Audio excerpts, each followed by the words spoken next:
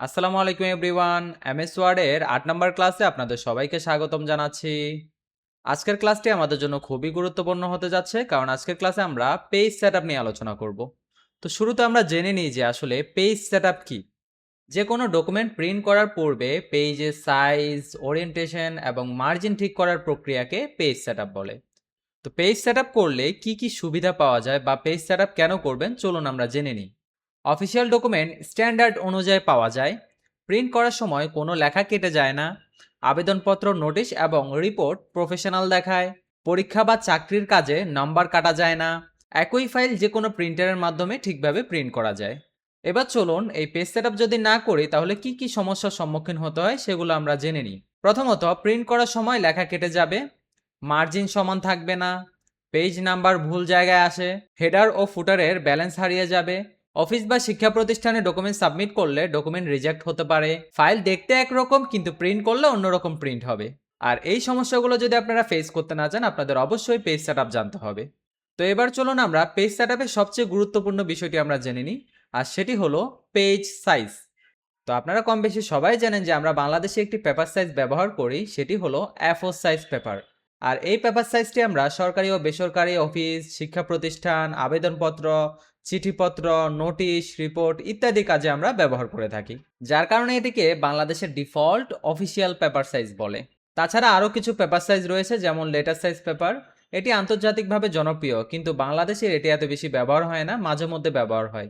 তারপর রয়েছে legal size paper. আর এই লিগ্যাল সাইজ পেপারটি আদালতের কাগজ, মামলা সংক্রান্ত ডকুমেন্ট, হলফনামা টাইপ করা, লিগ্যাল নোটিশ তৈরি করা এবং বিভিন্ন সরকারি অফিসিয়াল ফাইল তৈরি করার কাজে এটি আমরা ব্যবহার করে থাকি। এবার আপনারা ডান পাশে স্ক্রিনে যা দেখতে পাচ্ছেন, আশা করছি এটির সাথে সবাই পরিচিত। এটি হলো স্ট্যাম্প পেপার। চলুন এটি কি কাজে ব্যবহৃত হয় আমরা একটু জেনে নিই। এটি বিভিন্ন দলিলপত্র, হলফনামা, চুক্তিপত্র, পাওয়ার অফ অ্যাটর্নি, ভাড়ার চুক্তিপত্র, আদালতের কিছু আইনগত কাজ অর্থাৎ আইনি ও রেজিস্ট্রেশন সংক্রান্ত কাজে এটি ব্যবহৃত হয়। আর এটির কিন্তু একটা নির্দিষ্ট সাইজ রয়েছে। আপনারা হয়তো মনে করবেন এটি লিগ্যাল সাইজ পেপার, অনেকে হয়তো এটি মনে করবেন লিগ্যাল সাইজ, আসলে এটি লিগ্যাল সাইজ না। এটি দেখতে লিগ্যাল সাইজের মতো লম্বা, বাট এটির একটি নির্দিষ্ট সাইজ আছে, সেটি হলো 8.3 13.2, অর্থাৎ ওয়েট হলো 8.3, হাইট হলো 13.2। আর লিগ্যাল পেপার সাইজের ওয়েট হলো 8.5, হাইট হলো 14 ইঞ্চ। এগুলো ছাড়াও আরও কিছু পেপার সাইজ রয়েছে, যা সাধারণত বিভিন্ন পোস্টার তৈরি করার কাজে এবং বিভিন্ন লিফলেট তৈরি করার কাজে ব্যবহৃত হয়। যেমন A3 সাইজ, এটি সাধারণত পোস্টার, চার্ট, বড় টেবিল বা বিভিন্ন ধরনের প্রেজেন্টেশন ও প্রিন্টিং কাজে ব্যবহৃত হয়। আর একটু হলো A5 সাইজ, যেটি লিফলেট, ছোট নোট ও বুকলেটের কাজে ব্যবহৃত হয়। তো যাই হোক, এগুলো নিয়ে সাধারণত আমাদের কাজ থাকবে না, আমাদের কাজ থাকবে A4 সাইজ, লিগ্যাল সাইজ এবং স্ট্যাম্প পেপার নিয়ে। তো যাই হোক, আমরা যদি এমএস ওয়ার্ডে পেজ সেটআপের কাজ করতে চাই, আমাদেরকে যেতে হবে পেজ লেআউটে। এই যে এখানে লেআউট দেখতে পাচ্ছেন, এই লেআউটে আসতে হবে।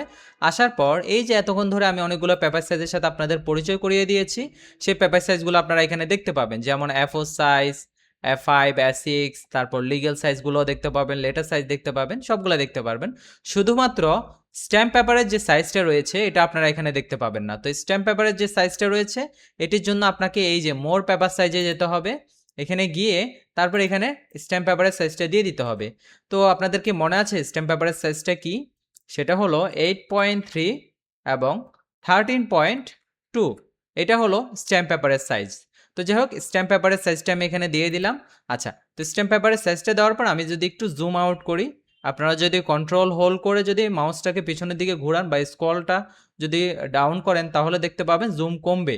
এই যে আবার সামনের দিকে ঘুরালে দেখবেন জুম বাড়বে, অথবা আপনারা এখান থেকে চাইলে জুম বাড়িয়ে অথবা কমিয়ে নিতে পারেন এই যে এই জায়গা থেকে। আচ্ছা ঠিক আছে, তো আপনারা দেখতে পাচ্ছেন এই যে এই পেপার সাইজটা এখন স্ট্যাম্প পেপার সাইজ হয়ে গেছে। আর স্ট্যাম্প পেপারের মধ্যে বিভিন্ন চুক্তিপত্র বা চুক্তিনামা প্রিন্ট করার সময় একটি বিষয় খেয়াল রাখতে হবে, সেটি হলো মার্জিন সেটআপ। তো মার্জিন সেটআপটা আসলে কি? আর এই যে পেজের মধ্যে একটি বাউন্ডারি দেখতে পাচ্ছেন, এই বাউন্ডারির উপরের যে অংশটা আছে এই অংশটাকে বলা হয় টপ। আর এই যে বাম পাশের যে অংশটা আছে এই অংশটাকে বলা হয় লেফট। আর এই যে এখানে ডান পাশে যে অংশটি রয়েছে এটি হলো রাইট, এবং নিচে যে অংশটি রয়েছে এটি হলো বটম। তাহলে টপ, বটম, লেফট, রাইট। আপনাকে এই টপ, বটম, লেফট, রাইটের যে মার্জিন সেটআপ আছে, এই মার্জিন সেটআপটা বুঝতে হবে। আর এই মার্জিন সেটআপটা যদি আপনারা সহজে বুঝতে পারেন, তাহলে আপনারা যেকোনো ডকুমেন্ট সহজে প্রিন্ট করতে পারবেন। তো যেহেতু আমরা শুরুতেই স্ট্যাম্প পেপারে মার্জিন নিয়ে আলোচনা করছি, তাই স্ট্যাম্প পেপারে মার্জিনের ক্ষেত্রে আমাদের কয়েকটা বিষয় খেয়াল রাখতে হবে। সেটি হলো মার্জিনের মধ্যে টপ যেটা আছে, মানে উপরের অংশ যেটা আছে, এটার মধ্যে আমাদের 5 ইঞ্চি রাখতে হবে। 5 ইঞ্চি কেন রাখবেন? কারণ উপরে এখানে একটা মনোগ্রাম বা লোগো আপনারা দেখতে পাচ্ছেন।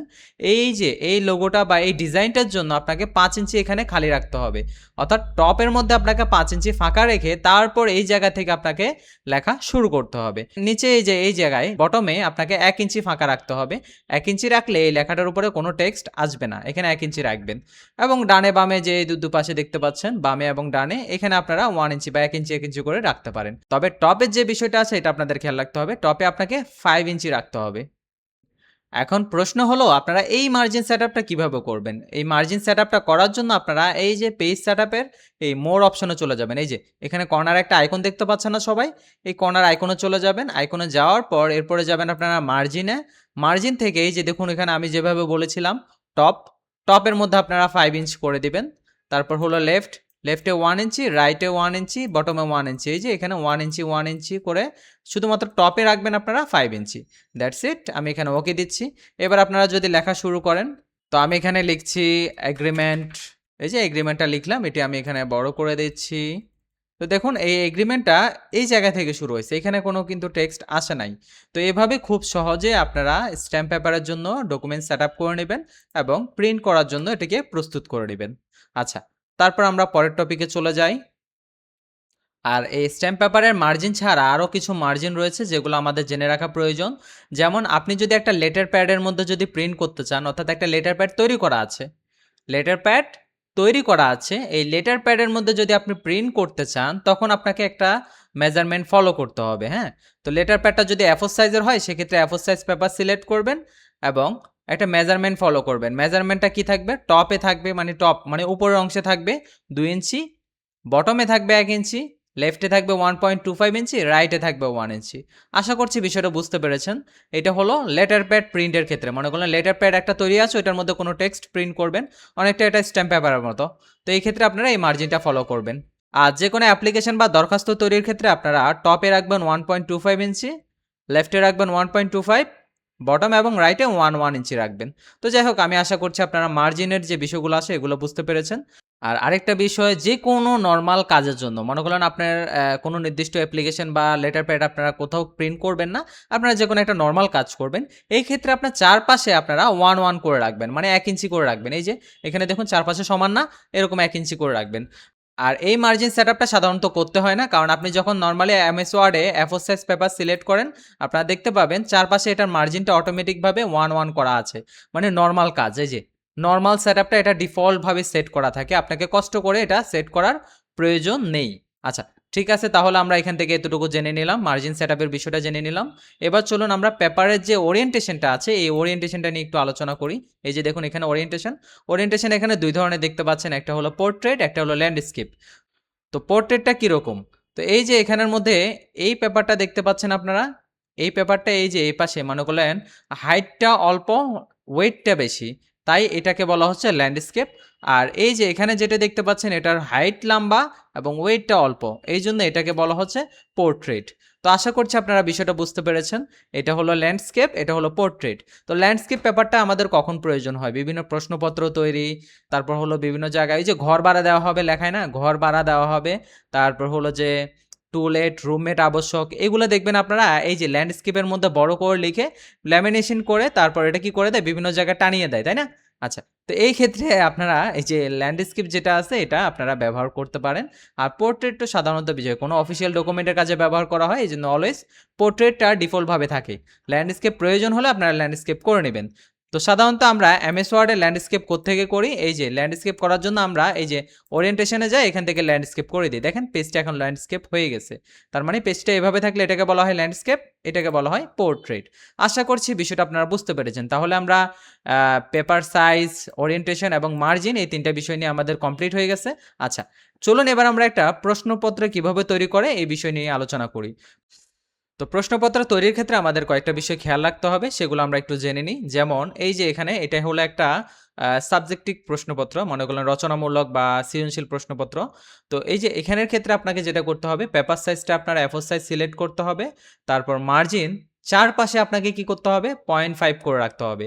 মানে এই প্রশ্নপত্র তৈরি করার ক্ষেত্রে চারপাশে আপনাকে 0.5 মার্জিনটা রাখতে হবে। এবং ওরিয়েন্টেশন যেটা আছে এটা আপনাকে রাখতে হবে ল্যান্ডস্কেপ। ওরিয়েন্টেশনটা আপনারা বুঝতে পেরেছেন যে পেপারটা এই যে এইভাবে থাকবে, পাশে লম্বা থাকবে এবং লম্বায় মানে হাইটটা কম থাকবে, এটাকে বলা হয় ল্যান্ডস্কেপ। তো ওরিয়েন্টেশনটা আমাদের ল্যান্ডস্কেপ থাকবে এবং দুইটা কলাম হবে। এখন দুইটা কলাম, এই যে কলাম এটা আবার কি, আপনারা যদি একটু খেয়াল করেন এখানে এই প্রশ্নটার দিকে যদি একটু ভালো করে খেয়াল করেন, দেখুন এই যে এইটা, এই প্রশ্নটার মধ্যে এতটুকু এটা একটা অংশ, এতটুকু এটা একটা অংশ। তো এই যে আমরা যদি একটা পেপারকে মাঝখান থেকে যদি ভাগ করি, এই যে এভাবে যদি ভাগ করি, এই যে এখানে একটা অংশ পেলাম, এটা একটা অংশ পেলাম। তো এই যে এটাকে বলা হচ্ছে একটা কলাম এবং এই পাশে যে অংশটা আছে এটাকে বলা হচ্ছে আরেকটা কলাম। তার মানে এখানে আমরা দুইটা কলাম পেলাম, তাই না? আচ্ছা, তো এখন এই সেম কাজটা আমরা একটু এমএস ওয়ার্ডে অ্যাপ্লাই করে দেখি, চলুন। তো প্রথমত আমাদের যেটা করতে হবে, A4 সাইজ পেপার সিলেক্ট করে নিতে হবে। আমি A4 সাইজ পেপার সিলেক্ট করে নিলাম। তারপর এই যে ওরিয়েন্টেশন থেকে ল্যান্ডস্কেপ করে নিতে হবে, ওকে করে নিলাম। তারপর মার্জিন থেকে আমি যেটা বলেছিলাম চারপাশে 0.5, তার মানে এই যে এখানে রেডিমেড একটা ন্যারো মার্জিন আছে, এটা সিলেক্ট করে নেবেন। ওকে করে নিলাম। এবং এই যে এখানে কলাম থেকে আমাদের দুইটা কলাম নিতে হবে, এই যে দুইটা কলাম আমি নিলাম। তো আপনারা দেখতে পাচ্ছেন এই পাশে একটা কলাম এবং এই পাশে আরেকটা কলাম তৈরি হয়ে গেছে। তো এই পাশে কলামটা একটু ভিজিবল হচ্ছে না, আমরা যদি একটু এখানে লেখালেখি শেষ করে যদি এই কলামে যাই তাহলে বুঝতে পারবেন। ফর এক্সাম্পল আমি এখানে কিছু ইনফরমেশন লিখতেছি, যেমন নর্মালি একটা স্কুলের যে প্রশ্নপত্রগুলো হয় কেমন হয়। তো আমি জাস্ট স্কুলের নামটা আগে দিয়ে দিলাম, Agrabad government colony high school, এটার নাম আমি দিলাম। দেওয়ার পর এখানে আমি কি দিলাম, এখানে আমি দিলাম অ্যানুয়াল এক্সামিনেশন, এটা দিলাম 2025, যেহেতু এখন ডিসেম্বর মাস আমরা একটা এক্সাম নিয়ে নিলাম আর কি, ধরেন জাস্ট একটু ইনফরমেশনগুলো দিয়ে দিচ্ছি আর কি। আচ্ছা, তো এখানের মধ্যে এখন তারপর কি হবে, এটা হবে ক্লাস, কোন ক্লাস, মানে এটা কোন ক্লাসের জন্য আপনি প্রশ্নপত্রটা তৈরি করতেছেন। তো এটা আমি দিলাম ক্লাস 10, ওকে ক্লাস 10 দিলাম। তো ক্লাস 10 দেওয়ার পরে এবার দিব সাবজেক্ট, এটা কোন সাবজেক্টের প্রশ্ন হবে, তো সাবজেক্টটা আমি দিলাম ম্যাথমেটিক্স। আচ্ছা, তো ম্যাথমেটিক্স দেওয়ার পর এবার আমরা একটু জুম করে নিচ্ছি, ম্যাথমেটিক্স দিলাম, দেওয়ার পরে এই পাশে এবার আমরা কি দিব, আমি এখানে ধরেন ফুল মার্কস দিচ্ছি, ফুল মার্কস কত, 70, যেহেতু এটা একটা সাবজেক্টিভ প্রশ্নপত্র এই জন্য। আর এখানে দিব টাইম, টাইম কত ঘন্টা, 2 ঘন্টা 30 মিনিট, এই যে এভাবে দিলাম, বুঝতে পারছি। তো এভাবে আমরা খুব সহজে প্রশ্নের প্যাটার্নটা রেডি করে ফেলছি।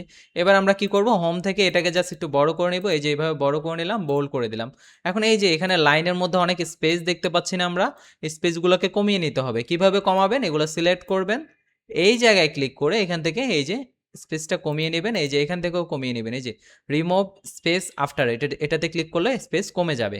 আচ্ছা, ঠিক আছে। তো এইবার এখানে আপনারা যা যা লেখার আপনারা এগুলো লিখতে পারেন, যে অমুক নম্বর প্রশ্নের উত্তর দিতে হবে। তো আমি এখানে জাস্ট এখানে দিয়ে দিলাম ASDF, এভাবে আমি একটা জাস্ট টেক্সট লিখে দিলাম। আচ্ছা, দেওয়ার পরে এবার আমি নিচে চলে আসতেছি, এই যে নিচে, নিচে আসার পর এখানে ধরেন 1 নাম্বার প্রশ্ন থাকবে। তো 1 নাম্বারের মধ্যে ধরেন আমি একটা যে কোনো একটা প্যারাগ্রাফ লিখে দিলাম, a quick brown Fox jumps over the lazy dog.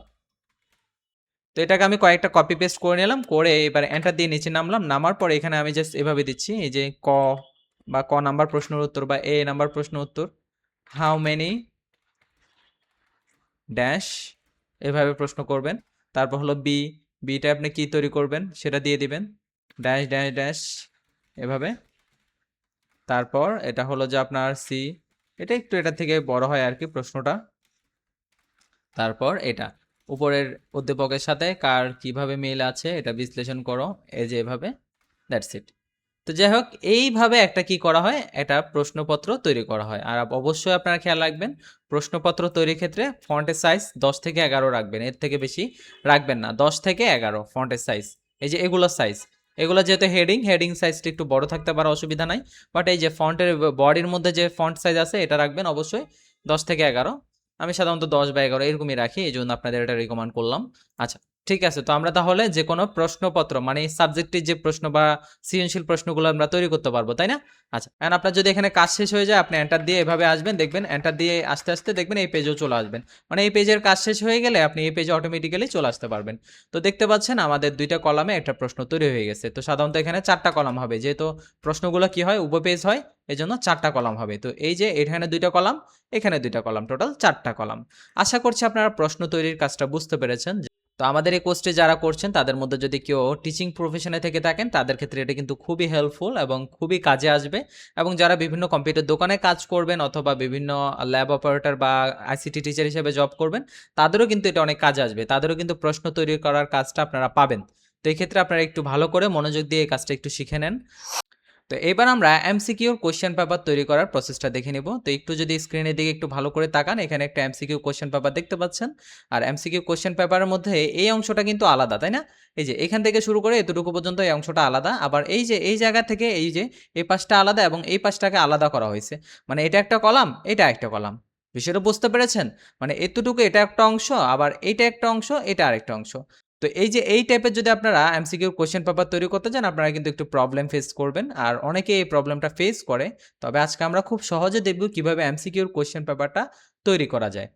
তো তার আগে আমরা একটু জেনে নিই যে এমসিকিউ কোশ্চেন পেপার তৈরি করার ক্ষেত্রে কি, কি বিষয় খেয়াল রাখতে হবে। প্রথমত আমাদের একটা লিগ্যাল সাইজ পেপার নিতে হবে। মার্জিন চারপাশে 0.5 করে দিতে হবে বা 0.5 করে। আর ওরিয়েন্টেশন যেটা আছে এটা রাখতে হবে পোর্ট্রেট। তারপর হলো আমাদের একটা ব্রেক নিতে হবে। সেই ব্রেকটা হলো কন্টিনিউয়াস ব্রেক এবং ২ টা কলাম করতে হবে। তো যাই হোক আমি একটু আপনাদের বুঝাই দিই আবার এই যে নতুন করে যে ব্রেক অপশনটা এটা কি এবং কলাম কি? একটু দেখুন। এই যে এইখানে একটা আপনারা পেজ দেখতে পাচ্ছেন। এটা হুবহু এই যে এমসিকিউর মতো। এটা হলো যে হেডিং, এটা হলো হেডিং অংশ। এই যে হেডিং অংশটা এখানে থাকবে। এটা হলো একটা কলাম, এটা হলো আরেকটা কলাম। বিষয়টা বুঝতে পেরেছেন? এটা হলো হেডিং অংশ, এটা হলো একটা কলাম, এটা হলো আরেকটা কলাম। আচ্ছা, ঠিক আছে। তো আমরা এখান থেকে এতটুকু জেনে নিলাম। এখন আপনি যদি এই যে এই অংশটার পরে এখানে ২ টা যদি কলাম করতে চান, মানে হেডিংটা ঠিক রেখে যদি এখানে ২ টা কলাম করতে চান, এই পাশে একটা কলাম, এই পাশে একটা কলাম যদি আপনারা রাখতে চান, আপনাকে অবশ্যই এখানে একটা ব্রেকের সাহায্য নিতে হবে মাঝখানে। মানে মাঝখানে একটা ব্রেক করতে হবে। তো এই যে ব্রেকটা কি? চলুন আমরা একটু এমএস ওয়ার্ডের স্ক্রিনে গিয়ে আমরা এটা একটু দেখে নিই। তো প্রথমে আপনারা পেপার সাইজ থেকে একটু নিচে নেমে এই যে লিগ্যাল সাইজ পেপারটা সিলেক্ট করে নেবেন। কোথায়? এই যে লিগ্যাল সাইজ পেপার এটা সিলেক্ট করে নেবেন।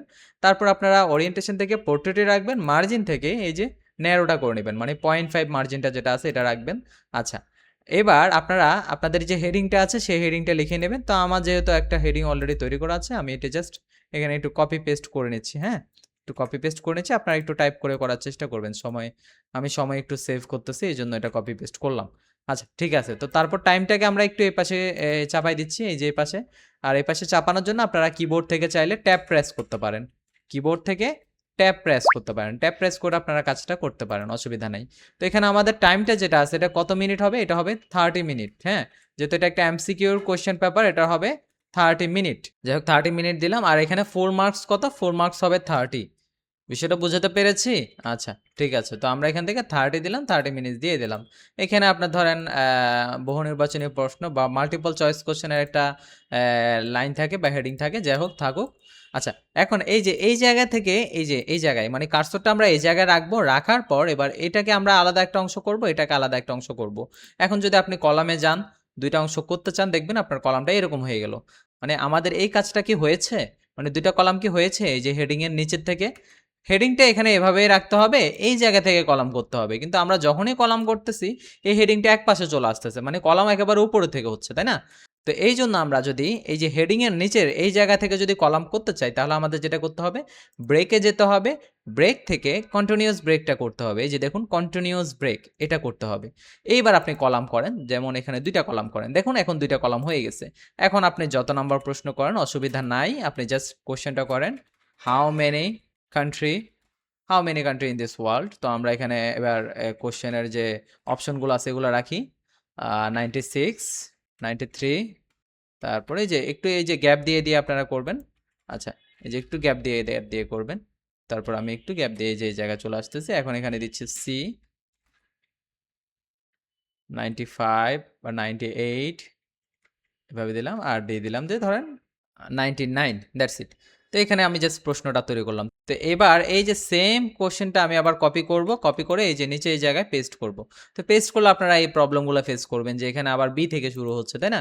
তো এভাবে যদি বি থেকে শুরু হয় আপনারা কি করবেন, এই যে টেক্সটের সামনে কার্সর রেখে ব্যাক স্পেস দিবেন, ব্যাক স্পেস দিয়ে সামনে চলে আসবেন এবং এটাকে সিলেক্ট করে নাম্বার অপশনে যাবেন এবং এখান থেকে ডিজিটটা সিলেক্ট করে দিবেন, এই যে ডিজিটটা সিলেক্ট করে দিবেন। তো ডিজিটটা সিলেক্ট করার পর আপনারা এই নাম্বারের উপর রাইট ক্লিক করবেন, করে এই যে কন্টিনিউ নাম্বারিং দিবেন। আর এই প্রসেসটি ফলো করে আপনারা খুব সহজে এমসিকিউর কোশ্চেন পেপার তৈরি করতে পারেন। তো আশা করছি এমসিকিউ কোশ্চেন পেপার সহ এবং অন্যান্য যে পেজ সেটআপের কাজগুলো আছে আপনারা এগুলো বুঝতে পেরেছেন। আর এই ছিল আমাদের আজকের পেজ সেটআপের ক্লাস। আপনাদের যদি পেজ সেটআপ নিয়ে যদি কোনো প্রশ্ন থেকে থাকে অবশ্যই আমাদের সাপোর্টে জয়েন করবেন। সাপোর্টে জয়েন করে আপনার সমস্যাটি সমাধান করে নিবেন। তো দেখা হচ্ছে পরবর্তী ক্লাসে। সবাই ভালো থাকবেন। আসসালামু আলাইকুম।